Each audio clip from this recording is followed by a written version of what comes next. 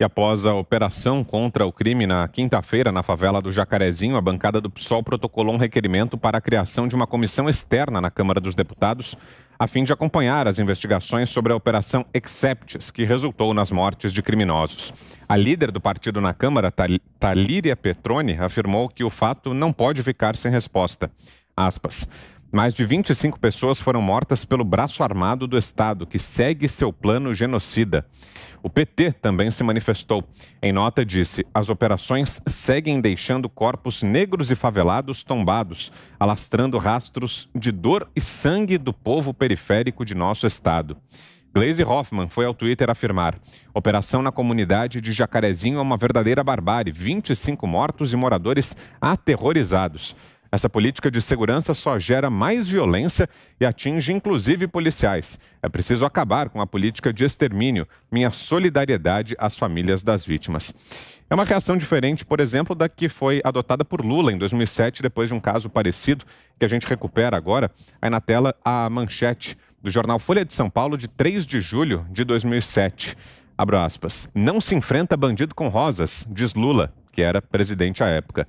No Rio, o presidente defende a operação da polícia no Complexo do Alemão, que terminou com pelo menos 19 pessoas mortas.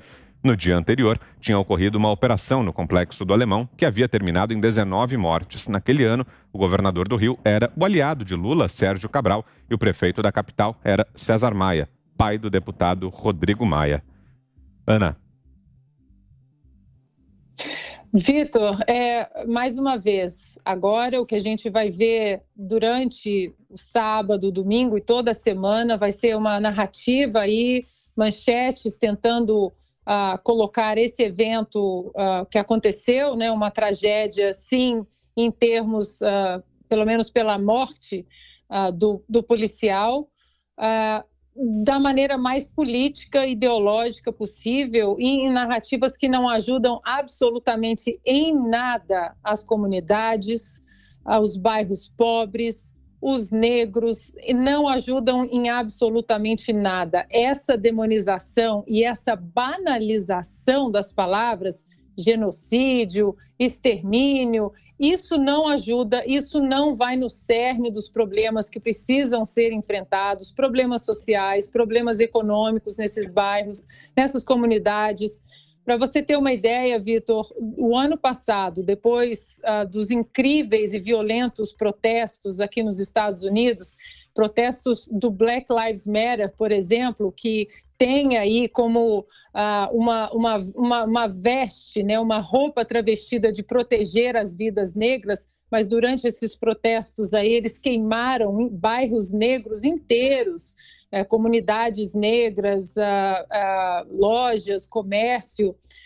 E agora, né, a gente viu recentemente, inclusive, uma das cofundadoras do Black Lives Matter, depois de tanta doação das pessoas, há muitas pessoas sensibilizadas com a pauta sobre o racismo, agora recentemente comprou uma casa de mais de $2 milhões aqui numa comunidade, num bairro chique de Los Angeles. Mas voltando ao que eu estava falando, depois desses protestos violentos nessas comunidades, Vitor, se a gente pega os índices, dois índices interessantes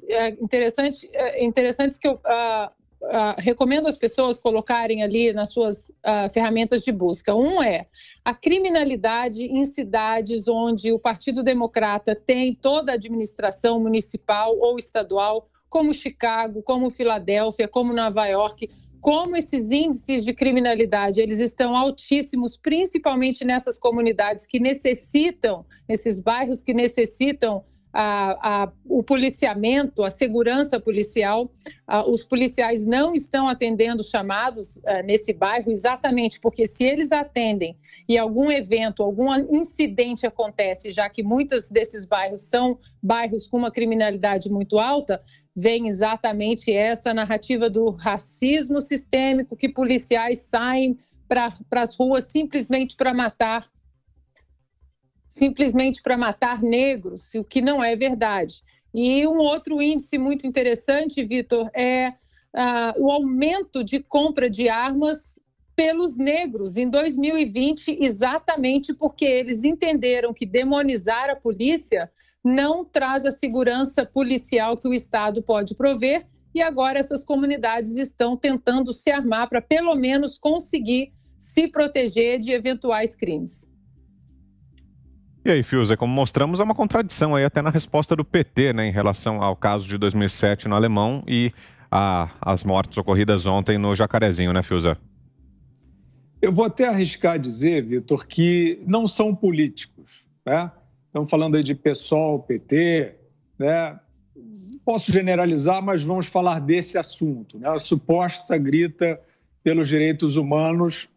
Eles não são políticos, eles não estão agindo politicamente, eles estão contando historinha, né? Eles criam um conto de fadas que é fajuto, né?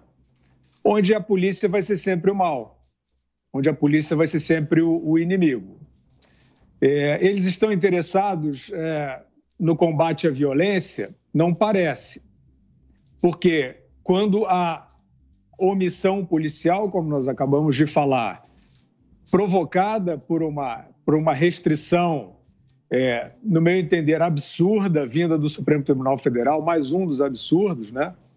E a população sofre na mão dos criminosos, eles não estão falando nada. A gente cansa de ver a população vulnerável pedindo socorro, né? E os criminosos, os donos dos morros, eles têm métodos que são métodos de facínoras. A gente não vê nunca. E esses que se dizem políticos, né, que se dizem defensores de direitos humanos, mas estão contando historinhas muito toscas, muito mal articuladas, eles têm sempre uma linha auxiliar de ONGs ou de subcomitês das Nações Unidas, Anistia Internacional. Poderiam e até talvez já tenham feito em algum momento trabalhos relevantes nesse campo, mas não raro fazem panfleto, fazem panfletagem e fecham os olhos para o sofrimento dessas populações mais vulneráveis a partir da desproteção, né? Agora, o problema é violência, eles acham que a violência deve ser condenada porque eles são pelos direitos humanos, mas por que eles apoiam os black blocs? Todos esses aí apoiaram, não foi veladamente, não. Apoiaram black blocs e seus congêneres, né, antifas, etc. Aqueles que saem para enfiar o cacete em quem tiver na frente. Já vimos pessoas inocentes feridas, já vimos destruição de todo tipo, já vimos policiais feridos e não aparece nenhum desses que se diz arauto de direitos humanos para sinalizar aquele problema, para denunciar. Então, o que nós estamos vendo é uma demagogia rasa, né, de forças que se dizem políticas, mas não são forças políticas, né? Elas dizem, por exemplo, que são democráticas, não é? São bonzinhos. Não vamos cansar a beleza do nosso telespectador, nosso ouvinte. Eles são bonzinhos. É uma cartilha de bondade, muito fajuta. Então, assim, a Venezuela, por exemplo, a Venezuela é uma beleza.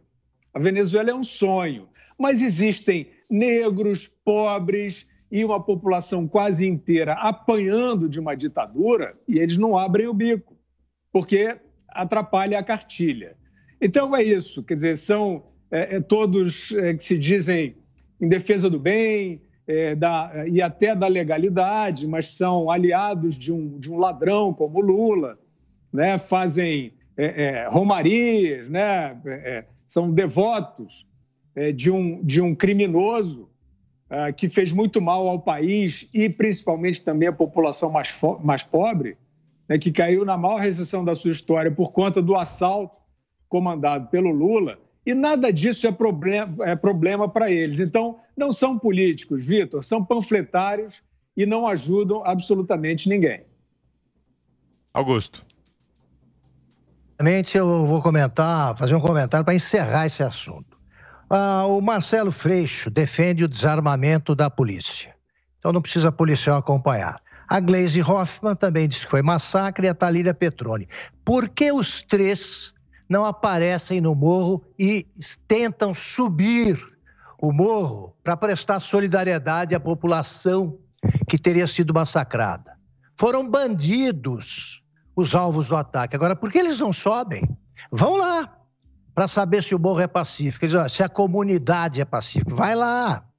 Tentem subir.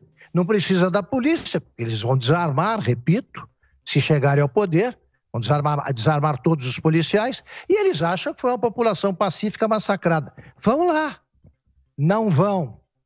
E é muito cinismo o demonstrado por esse pessoal, porque, como lembrou o Guilherme agora, as milícias do chavismo, essas agem à vontade contra a população.